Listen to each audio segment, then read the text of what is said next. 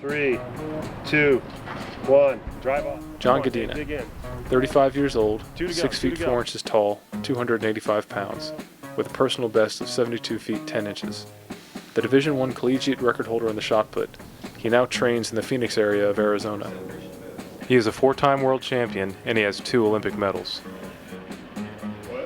We were watching the World Championships, and I said, you know, I used to throw the discus because we were watching the discus on television. And he said, well, can we get one of those and go do it? And I said, well, yeah, I guess. And I know now that he was trying to trick me into liking it, and it worked. This was something different that appealed to me because it was all on me. It was get it right and you'll be rewarded. Get it wrong and nobody will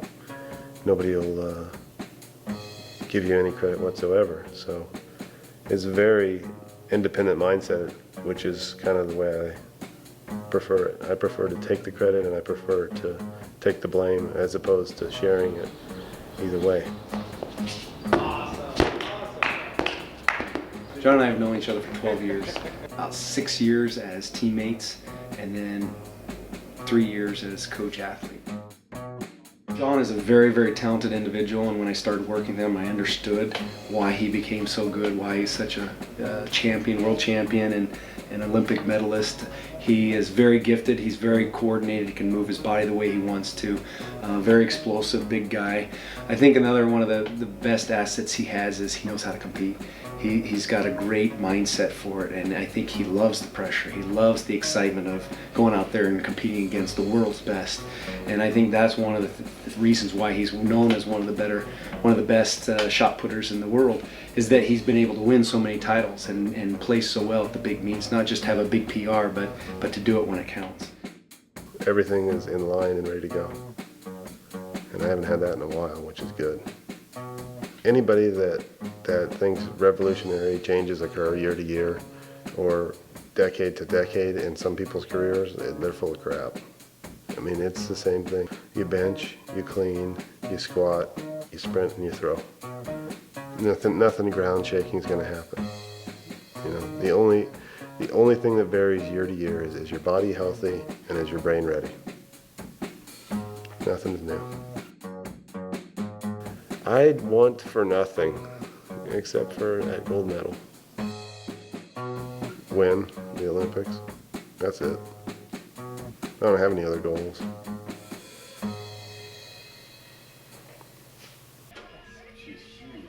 Adrienne Blewett trains with John in Arizona. She hopes to make the top 3 in the shot put for the U.S. women's team. Right.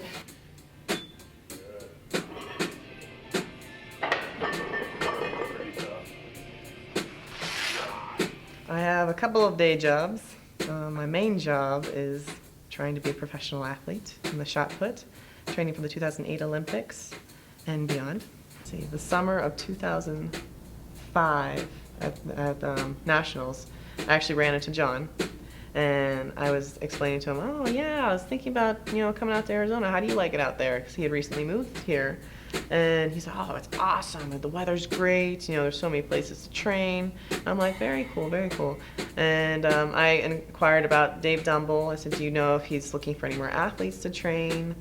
That was really the first time I actually sat down and spoke with John. He drove me to the track a couple times. He was very open to the idea of having another athlete come out to Arizona.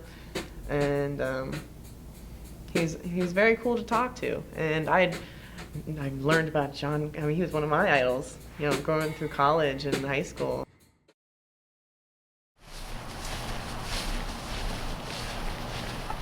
In addition to the shot put, John is also training for a comeback in the discus throw, which he had to take a break from due to a shoulder injury.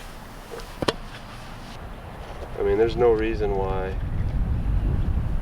I shouldn't be able to throw it far, It's just a matter of how much at this age the body can take. I think it'll be, I think this year it could be good. We'll see. But if not this year, then next year for sure. Just depends on how the body holds up to all the medical procedures this season. eventually I have to get a medal in the discus too, just because that's kind of what I started out trying to do, so I'm going to need to do that.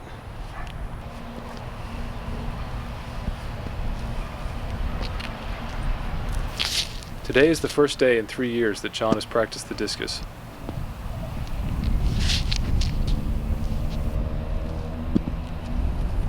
Too much shot putting. Not enough discus.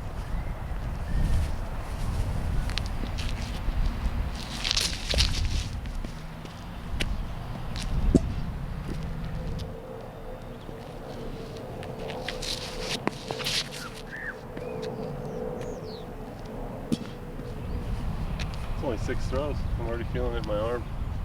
Just my hands filling up with blood, you know?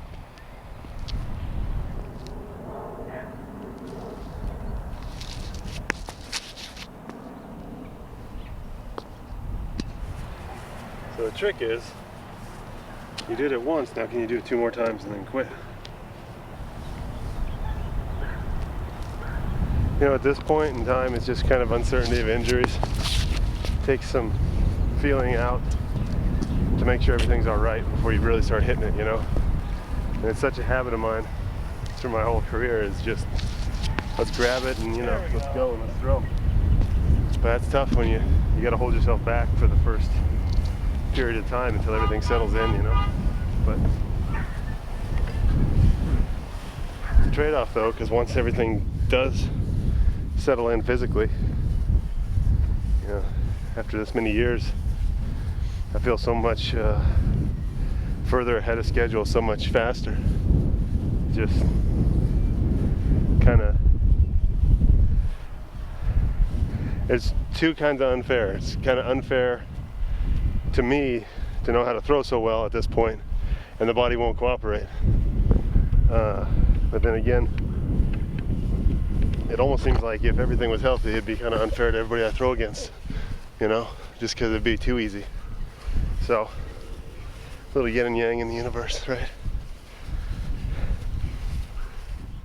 Dude, you should get my form perfect, and everything's going good, and get me throwing like 70 whatever, 5, early. Then we cryogenically freeze me, thaw me out 2 days before for an Olympic trials. I won't even know the difference. They'll be like, I never stopped. How much does that cost? We'll look into that. Okay. So at any time during the year when you're throwing that far, we'll be like, Just stop! It's time. I'll like freeze you in mid-practice. I'll bring your uniform to the track. That'd be perfect. I have a very pragmatic way about things. And if you can't control it, then why worry about it? And the only thing I can control is whipping ass on people, and that was it. At the end of the year, can you look back and go, I've done everything I possibly could have done. I rested the right places, I worked the right places, and I don't think there's too many people that can look at their situation at the end of the year and really know in their heads if that's happened or not. John being that old, his future is, or his career is coming to an end, whether it's this year or next year, or has it already ended, I don't know. John, from watching what he has been doing at practice last year, he's got a lot more in him. I can easily see him throwing over 70 feet this year, you know, which would be great Olympic year, and to be able to, you know, go to one more Olympics and get that chance to win gold, because it is definitely in his future. What he does after that, or if he can do that this year, will depend on how well his body holds up. You know, I think that, you know, obviously we've got another strong year ahead of us, and then what he wants to do after that, I think will depend a lot on this year, what he does here. Number one thing not to do is probably doubt. You got to believe in the coach, you got to believe in your system, and you got to believe in yourself. The number one thing is doubt, because doubt makes you do stupid stuff. Doubt makes you overlift, doubt makes you overtrain, or doubt makes you undertrain because you're worried about injuries. I mean, you've really got to just have confidence in exactly what you're doing and where you're at, and who you are, and what you can do.